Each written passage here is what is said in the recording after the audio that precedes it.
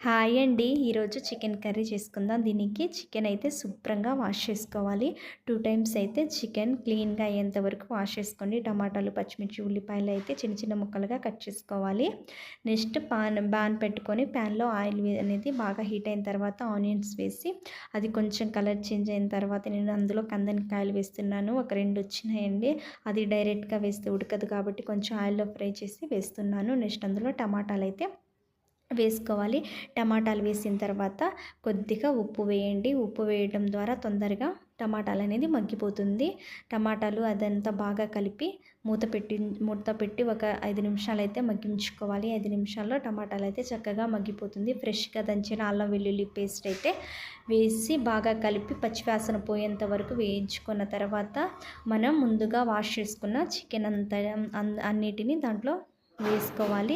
Chicken వేసిన తర్వాత కొద్దిగా ఉప్పు అనేది యాడ్ చేయండి. చూసుకొని వేసుకోండి ఉప్పు. ఉప్పు వేసిన తర్వాత మంచిగా కలుపుకున్న మంచిగా ఒక 2 నిమిషాలు అయితే బాగా కలుపుకోవాలండి.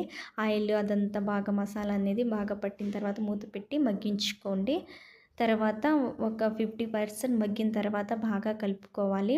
అందులో ఒక అర టీ స్పూన్ అయితే పసుపు వేసుకోవాలి. పసుపు వేసి ఒక 2 టేబుల్ స్పూన్ కారం వేయాలి. ఒక 2 టేబుల్ స్పూన్ కారం వేసుకోండి. మీ టేస్ట్‌కి తగ్గట్టుగా కారం అనేది యాడ్ చేసుకోవచ్చు. కొంతమంది ఎక్కువ తక్కువ తింటారు కదా. మంచిగా కారం, పసుపు అనేది బాగా కలిపి అది పచ్చివాసన పోయేంత వరకు మగ్గించుకోవాలి మూత పెట్టుకొని. తర్వాత మీ గ్రేవీకి తగ్గట్టుగా వాటర్ అనేది యాడ్ చేసుకోండి. నేనైతే ఒక గ్లాస్ అయితే వాటర్ అయితే వేసాను. మీ గ్రేవీకి మీ ఇష్టం అండి. వాటర్ అనేది కొంచెం గ్రేవీలా ఉంటే బాగుంటుంది కదా చికెన్ కర్రీలో. అందులో ధనియాలు, చెక్క, లవంగాలు, యాలకులు పొడి అయితే నేను ఒక 2 టేబుల్ స్పూన్ అయితే వేస్తున్నాను. నెక్స్ట్ అల్లం, కొబ్బరి, చిన్నుల్లిపాయలు వేసిన పేస్ట్ అయితే కొంచెం వేసాను. మంచిగా దంచి వేయండి. ఫ్లేవర్ అనేది బాగుంటుంది, టేస్ట్ అనేది బాగుంటుంది.